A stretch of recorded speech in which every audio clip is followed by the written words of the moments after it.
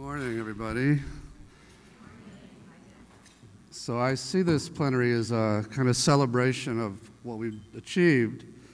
And before Johnny sits down, I wanted to just thank him because so much of what we've achieved is due to him.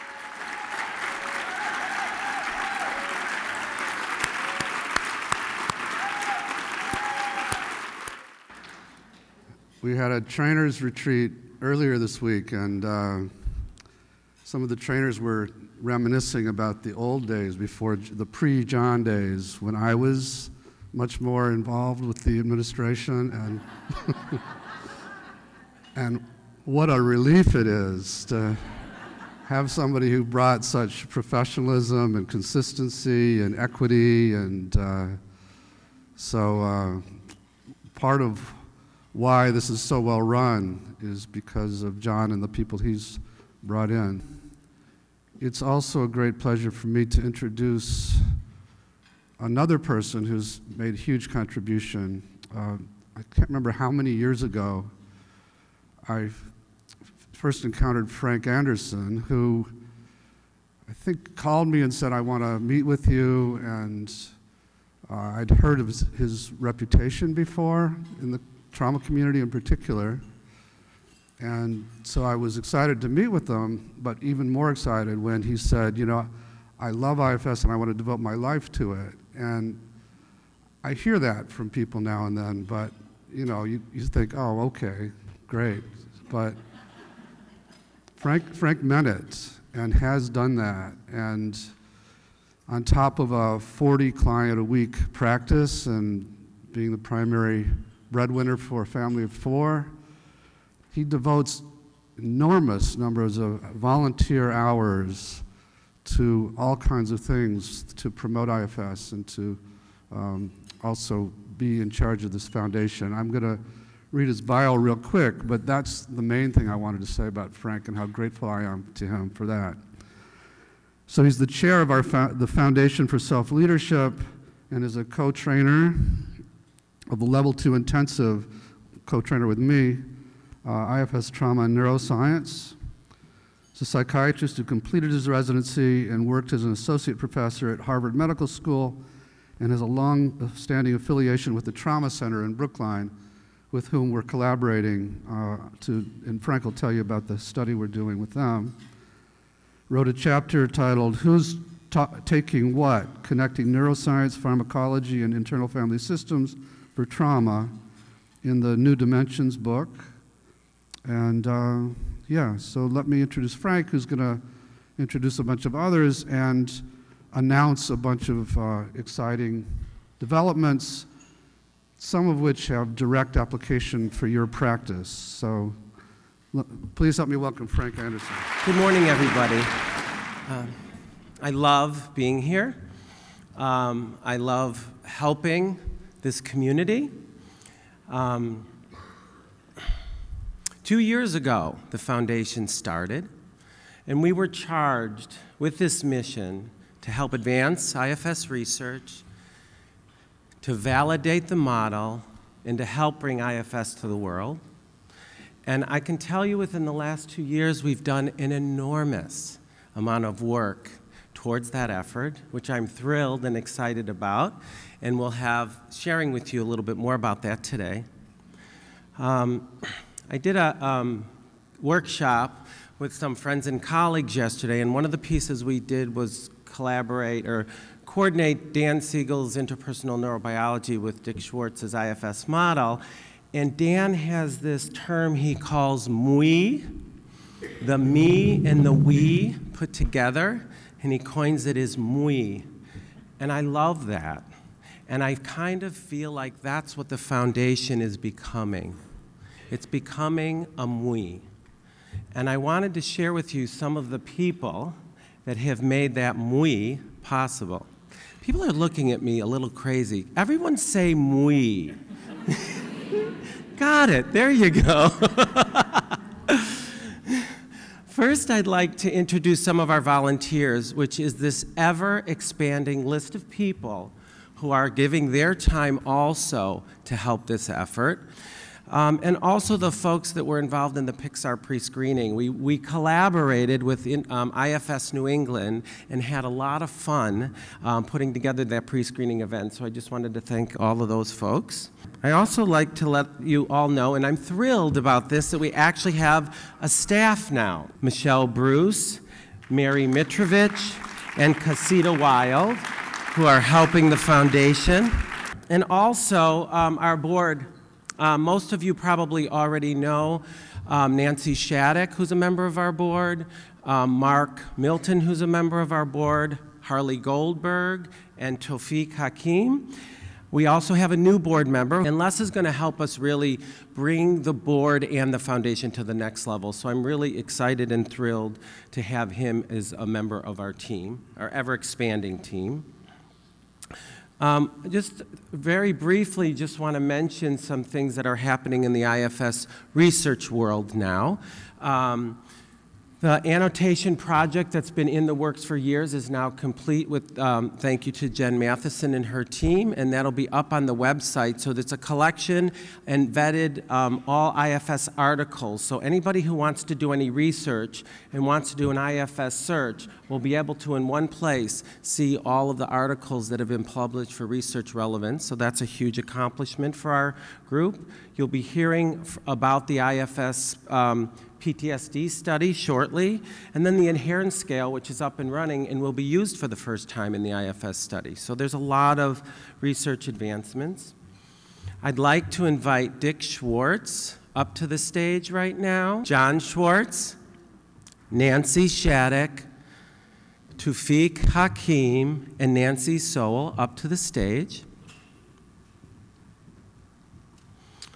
Because within the last 2 weeks, we got some exciting, hot off the press news, and I would like for Nancy Sowell to share that news with you all right now. Good morning, everybody. So I'm Nancy Sowell. I'm an IFS trainer and psychotherapist. And in 2013, Nancy Shattuck invited me to work with her on a research project, which I think most of you know about at this point, with her rheumatoid arthritis patients. She's a rheumatologist at Brigham and Women's Hospital. So I went to the hospital to work with her and her team to start an IFS program, which would be used as an intervention, and it would be measured so we could actually see the effectiveness. And that was a remarkable experience for me. And I couldn't do all the groups and the individual sessions myself, and there are many IFS therapists that helped with some of the individual sessions that I want to name. So if you're here, please stand up. They include Fernando Augusto, Fran Booth, Amy Friedman, Suzanne Hoffman, Shelley Hartz, Rena Dubin, Paul Neustadt, Patricia Rogers, Martha Sweezy, Joan Atkinson, and Deborah Block. Let's just give them a hand, please.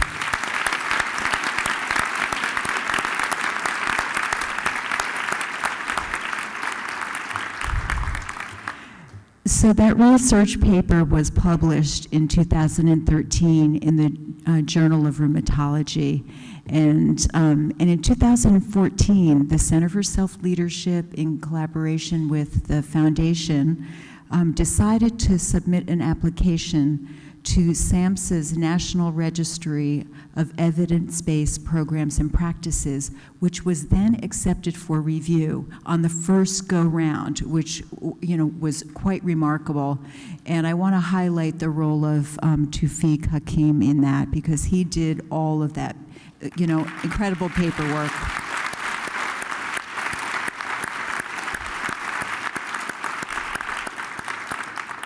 So it's my pleasure, it's truly my deepest pleasure to announce to you that IFS has been selected to be included on the list of evidence-based programs and practices.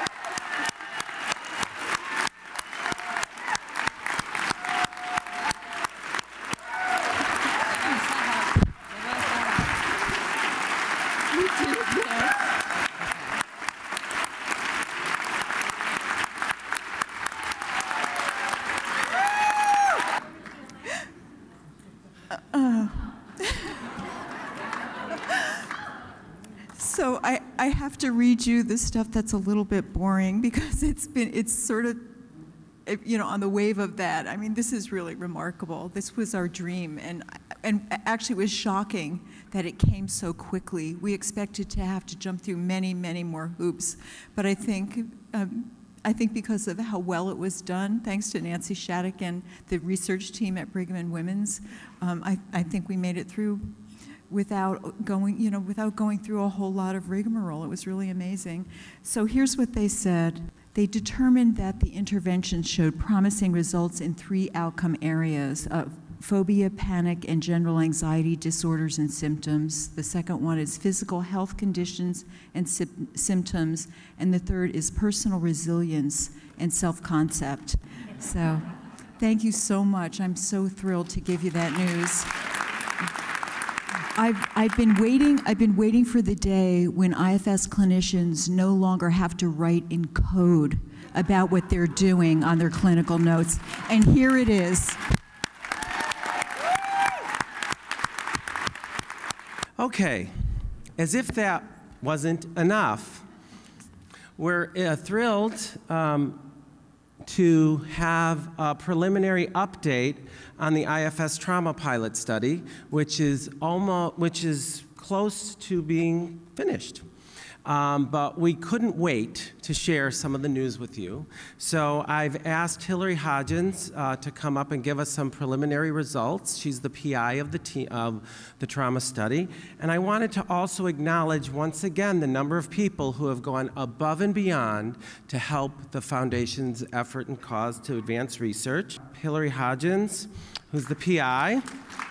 Wendy Rubrick, who's the project manager extraordinaire. Elizabeth Sothwell, Jackie Kikuchi, the team of supervisors, which include Dick Schwartz and Ann Cinco, and then the list of therapists, including Fran Booth, Jean Cantanzaro, Rena Dubin, Marushka Glisson, Suzanne Hoffman, Paul Neustadt, Jessica Reed, Larry Rosenberg, and Martha Sweezy. It takes a village, and we have a number of amazing people continually showing up. So I'd like to introduce Hillary Hodgins now, who will tell us more about the study. I'm really excited to be here today to tell you guys about some of our preliminary results from the study. I'll just say a little bit about who I am. I'm a clinical psychologist. I work at the Trauma Center in Brookline. We do quite a bit of research there on different kinds of trauma interventions. Part of our mission is to do research on innovative interventions for trauma.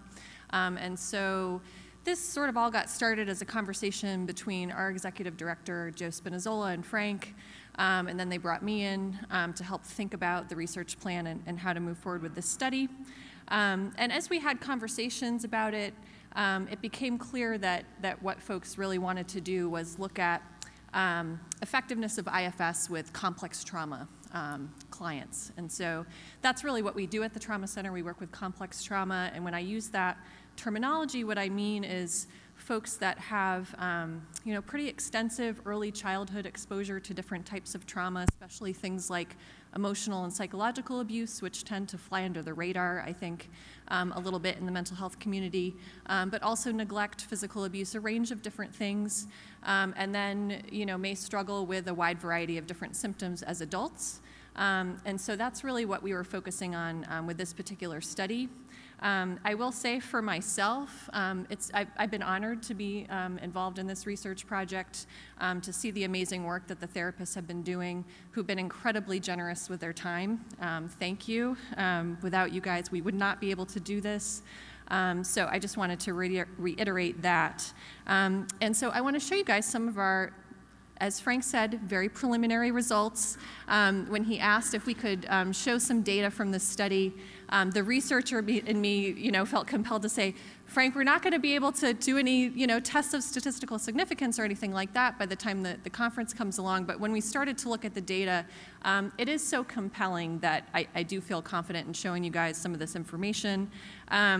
just to give you a little bit of background in terms of the population that we're working with, these are our inclusion and exclusion criteria. Basically what we're talking about here is a study with adults who have a diagnosis of post-traumatic stress disorder. So we use a research interview called the CAPS, where we talk with folks about what they've been struggling with over the previous month, and also some symptoms of depression. In terms of the course of treatment, this is a time-limited course of treatment for this study, so folks are doing 16 sessions of once weekly IFS for 60 minutes. And we're going for a total of about 15 people that are going to complete in the study, and we're about 75% of the way there at this point.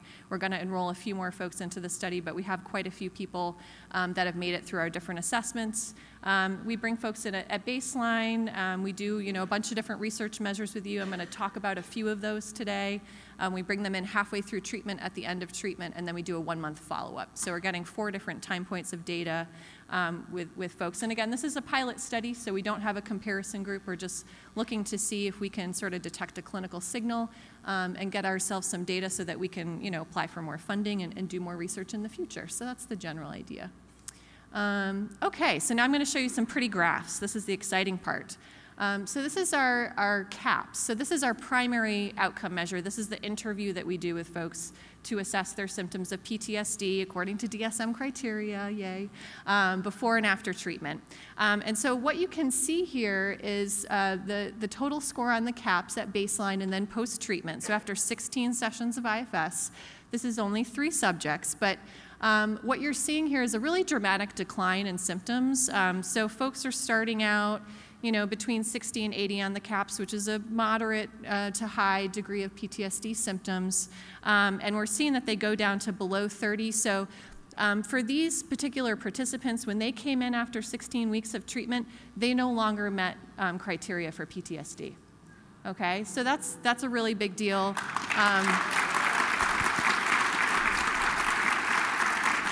And it is a testament to the model and to the work that the therapists have been doing with these folks. What's interesting, and I want to highlight for everybody in the room, I'm sure you're all familiar with the DSM, whether you want to be or not.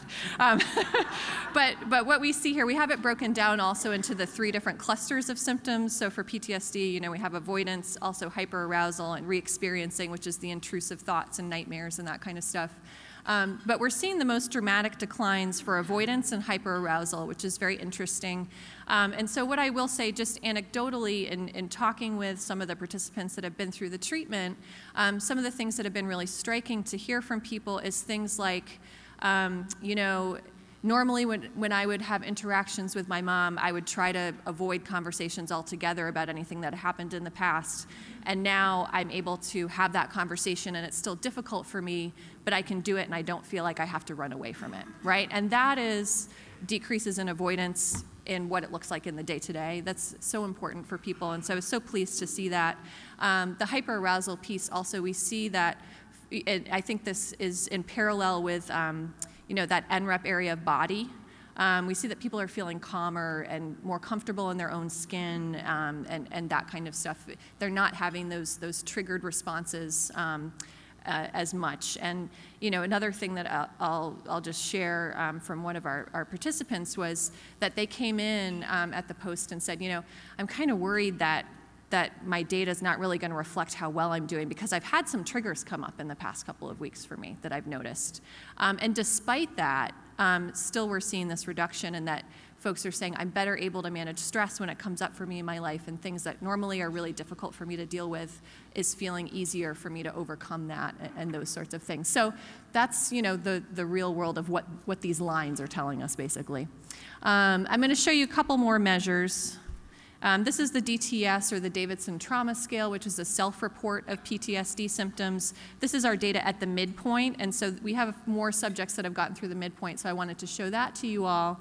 But then this, which also I found very interesting, so this is 3 time points of data. So we're seeing where people are at baseline, halfway through treatment, and at the end of treatment. And I think what's really notable about this is we're seeing that second half of treatment, that second 8 weeks, 8 to 16, is incredibly important. for people's recovery and healing and symptom reduction, because we're seeing that they're doing well over those first 8 weeks, and then there's a real dramatic drop in that second half of treatment. And this is very congruent with what the participants have been telling us when they come in for their evaluations. They come in at that midpoint and they say, you know what, I like this treatment, but it's really hard. This isn't easy, there's a lot of stuff coming up for me, so, I don't know if you're gonna see drops in my measures or not. All our participants are so thoughtful and are very worried, about what their numbers are gonna look like. So, but anyway, they look great.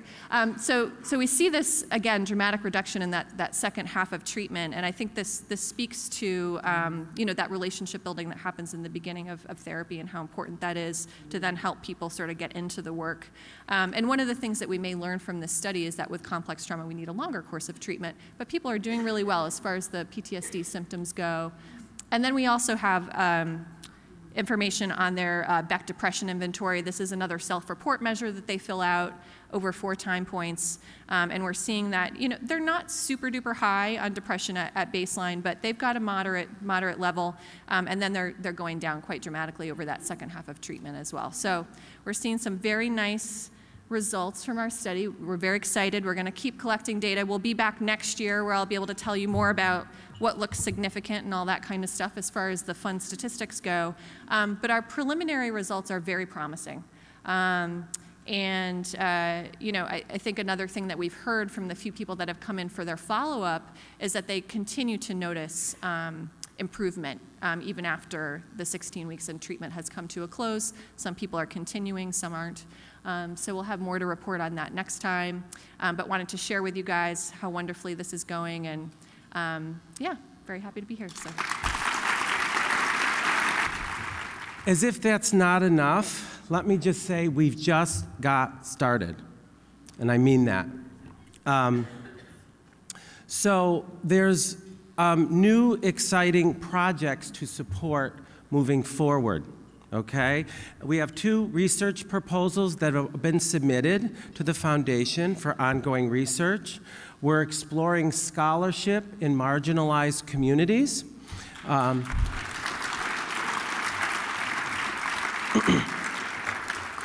the advocacy beyond psychotherapy, as we talked about, the Pixar event. We have been in contact and communication after the screening event with Pixar. Such a great photo.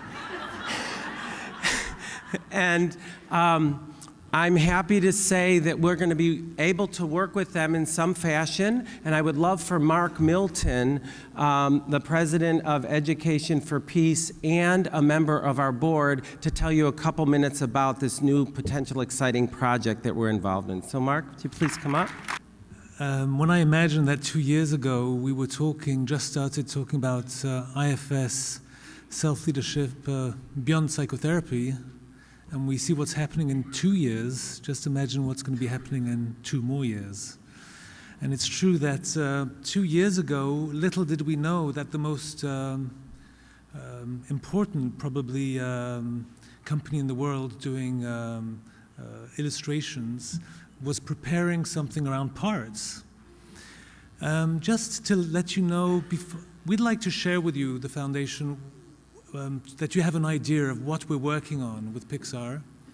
But just before, let me tell you a couple of words about what Education for Peace is doing in Europe, so you get the idea. We've been working for 15 years now to bring self-awareness in education for the new generation. Self-awareness in the global vision of self-awareness through different means. And of course, the IFS model is a perfect view of how to bring this. And we've been working for many years now in sports. And we've had 3 national sports federations in Europe who have embraced self-awareness as a core skill in the sports now on a national level, which is quite huge. You imagine that millions of children are going to be learning now about self-awareness, not just technical, tactical stuff. And the Pixar event is just such a huge opportunity. And I'd like to share with you with an IFS way what we're going to be doing. When I say an IFS way, go inside.